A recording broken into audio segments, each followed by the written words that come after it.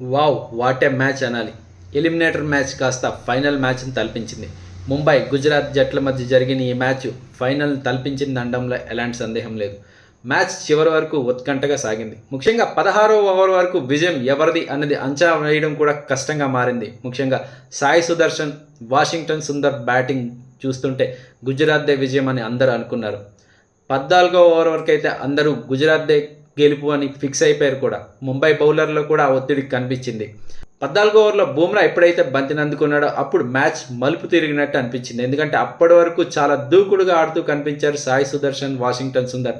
బుమ్రా ఓవర్లో పరుగులు చేయడానికి ఇబ్బంది పడ్డారు. అంతేకాదు ఒక అద్భుతమైన యార్కర్తో వాషింగ్టన్ సుందర్ని పెవిలియన్కు చేర్చాడు బుమ్రా. దీంతో మ్యాచ్ లో అయింది. అప్పటి వరకు పైచేయి సాధిస్తున్న గుజరాత్ కాస్త డౌన్ అవ్వాల్సి వచ్చింది. అయినా తర్వాత సాయి సుదర్శన్ క్రీజ్లో ఉండడంతో ఖచ్చితంగా గెలుస్తారనే అనిపించింది. అయితే 16వ ఓవర్లో సాయి సుదర్శన్ అప్పటి వరకు ఎలాంటి రిస్కీ షాట్ ఆడని సాయి సుదర్శన్ ఒక స్కూప్కి ప్రయత్నించి అవుట్ అయ్యాడు. దీంతో మ్యాచ్ ముంబై చేతిలోకి వెళ్ళినట్టు అయింది. అటు సాయి సుదర్శన్, వాషింగ్టన్ సుందర్ వెంటనే అవుట్ అవడంతో గుజరాత్ ఆశలు సన్నగిల్లే. రూదర్ఫోర్డ్ చివరిలో మెరుపులు మెరిపించిన విజయానికైతే అవి తోడ్పడలేదు. గుజరాత్కి ముందు నుంచి చెప్పినట్టే బలమే బలహీనంగా మారింది. ఎందుకంటే గత మ్యాచ్ల్లో చూసుకుంటే ఎవరికి బ్యాటింగ్ చేసే అవకాశమే రాలేదు. అయితే శుభ్మన్ గిల్ లేదా సాయి సుదర్శన్ లేదా జోస్ బట్లర్ వీళ్ళు ముగ్గురే దాదాపు మ్యాచ్ని ముగిస్తూ వచ్చారు. కానీ ఈ మ్యాచ్కి జోస్ బట్లర్ అందుబాటులో లేకపోవడం పెద్ద మైనస్. అయితే శుభ్మన్ గిల్ ఆరంభంలోనే అవుట్ అయ్యాడు. దీంతో గుజరాత్పై ఒత్తిడి పడుతుందనుకున్న సాయి సుదర్శన్ మాత్రం ఒక సుదర్శన్ చక్రం అడ్డుకున్నట్టు ముంబై బౌలర్లను అద్భుతంగా అడ్డుకున్నాడు. ఒకనొక దశలో మ్యాచ్ని గెలిపిస్తాడని కూడా అనుకున్నారు. కానీ అతడి పోరాటం భారీ టార్గెట్ ముందు సరిపోలేదు.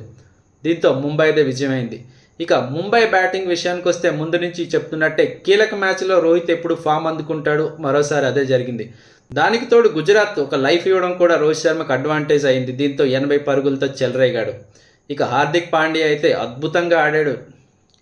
రోహిత్ శర్మతో పాటు తిలక్ వర్మ 11 బంతుల్లోనే 25 పరుగులు చేస్తే ఇక చివరిలో హార్దిక్ పాండ్యా అయితే కేవలం 9 బంతుల్లో 22 పరుగులు చేయడంతో ముంబై భారీ స్కోరు సాధించింది. భారీ లక్ష్యం కనిపించిన గుజరాత్ మాత్రం ఎక్కడా తడబాటుకు గురవలేదు. అందులోనూ గిల్, సుదర్శన్ మ్యాచ్ని గెలిపిస్తారని ఆ జట్టు ఫ్యాన్స్ ఆశించారు. ఈ మ్యాచ్ గుజరాత్ ఓడిపోవడానికి ప్రధాన కారణం బుమ్రా అనే చెప్పాలి. 14వ ఓవర్లో బుమ్రా వాషింగ్టన్ సుందర్ వికెట్ తీయకుండా ఉంటే ఖచ్చితంగా గుజరాత్దే విజయం అయ్యేది. నిజంగానే గుజరాత్కి బ్యాడ్ లక్ అని చెప్పాలి. సిరీస్ మొత్తం అద్భుతంగా ఆడిన చివరిలో మాత్రం తడబడ్డారు. అయితే ఎలిమినేటర్ మ్యాచ్లో అద్భుతంగా ఆడినప్పటికీ ముంబై బౌలర్ల ముందు ఆ పోరాటం సరిపోలేదు.